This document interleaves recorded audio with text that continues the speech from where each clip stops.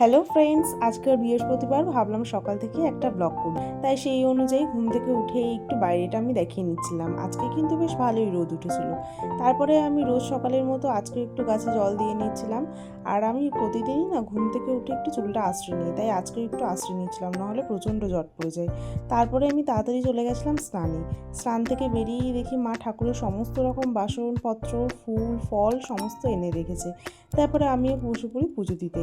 আর এই বৃহস্পতিবারে আমার পুজো দিতে প্রায় ওই 1 ঘন্টা লেগে যায়, কারণ আমাদের ওপরের ঘরে প্রথম সিংহাসন পাতা হয়েছে। তাই প্রথম আমি সমস্ত কিছুই ঠাকুরের কাজকর্ম শিখছি। তাই আস্তে আস্তে সমস্ত কিছু করি। আর আমি জানি আমার পুজো করার অনেক কিছু ভুল ত্রুটি হয় প্রথম তো, তাই একটু হয়তো অসুবিধা হচ্ছে। আশা করি আমি ভবিষ্যতে অবশ্যই শিখে যাব। বৃহস্পতিবারে মা যেমন করে বলেছে ঘট পাততে, তো আমি সেগুলোই করছিলাম।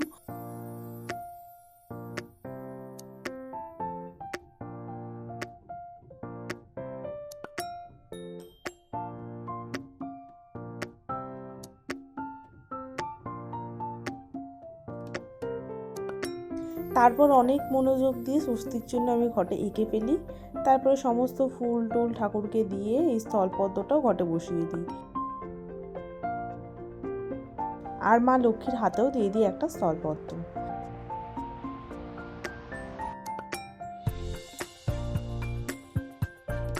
তারপর আমি কেটে নিচ্ছিলাম আপেল আর কলা, সেটাই আজকে প্রসাদে দিয়েছিলাম।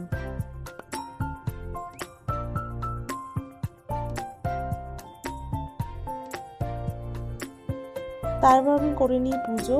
আর আজকে বৃহস্পতিবারের পাঁচালিটাও করে নিই। দোল পূর্ণিমা নিশি নির্মল আকাশ, ধীরে ধীরে বহিতেছে মলয় বাতাস। লক্ষ্মী দেবী বামে করি বসি নারায়ণ, করিছেন নানা কথা সুখী আলাপন। পুজো হয়ে যাওয়ার পরে আমি একটু ঠাকুরটাকে দেখিয়ে নিচ্ছিলাম।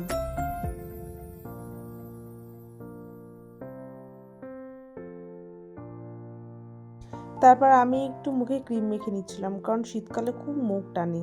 দেন আবার একটু চুলটা আঁচড়ে আমি চলে আসি নিচে। আর আমি লাস্ট কদিন ধরে একটা জুস খাচ্ছিলাম, তো সেটাই আমি রেডি করছিলাম, এই আমার জুসটা।